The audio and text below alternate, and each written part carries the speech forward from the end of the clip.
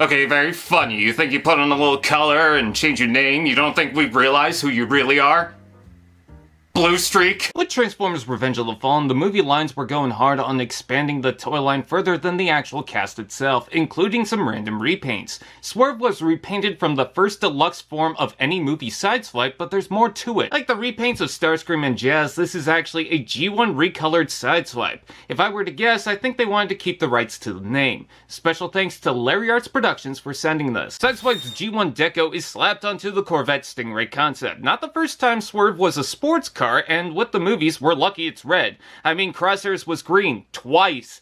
Might be weird next to Gears, but why compare the G1 cast stuff now? Compared to Studio Series, this mold dominates in size, but I love the red color enough to want a Studio Series repaint. Who's with me? This car seems pretty slick, with defined curves, edges, and the iconic split back window of the Stingray. Those headlights are like cat pupils. To spot the taillights, they colored it in metallic orange. The swords are in use forming the sides, and the wheels roll fine with painted 5-spoke rims. Check out the low profile, the grille that looks like a face going, eh.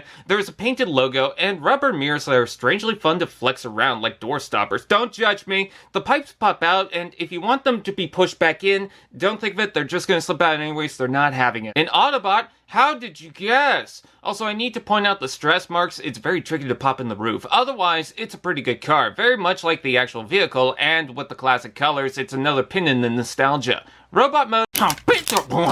I think the brother from another Lambo was a perfect addition. He never stood too far out from the rest, but carried this cool, slick form. Even the nature of this chunky plastic can't take away from this. He almost makes me want to keep the name Sideswipe, which I could do if I had the Optimus pack. But just to remind myself, this is Swerve, and an opportunity to have more of this in my life. Popping the chest will pop up the head, making this the ultimate fidget toy. The colors are nice, displaying more black, silver, and the details seem bright with the Corvette logo in the torso. But if there's one issue that plagues this like a curse, he is so hard to stand. They crafted the worst stilts all to keep the wheels turning, and I'm not sure it's worth it. I'm glad they changed the head. It makes him less of a direct G1 repaint, but he also looks like a blobfish with a chin. Did someone say articulation?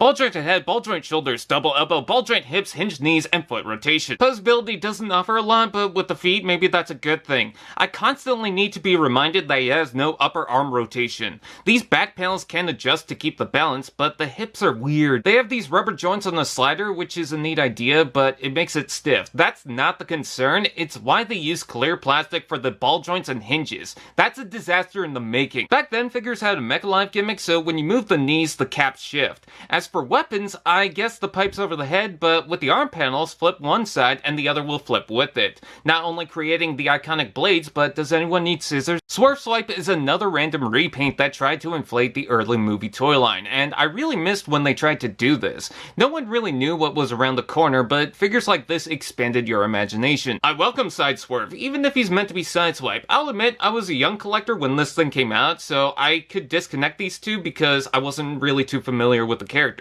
He might feel restrictive in play, but damn, he looks good. Special thanks to Larry Arts Productions for sending this. I'm, gonna need some ID.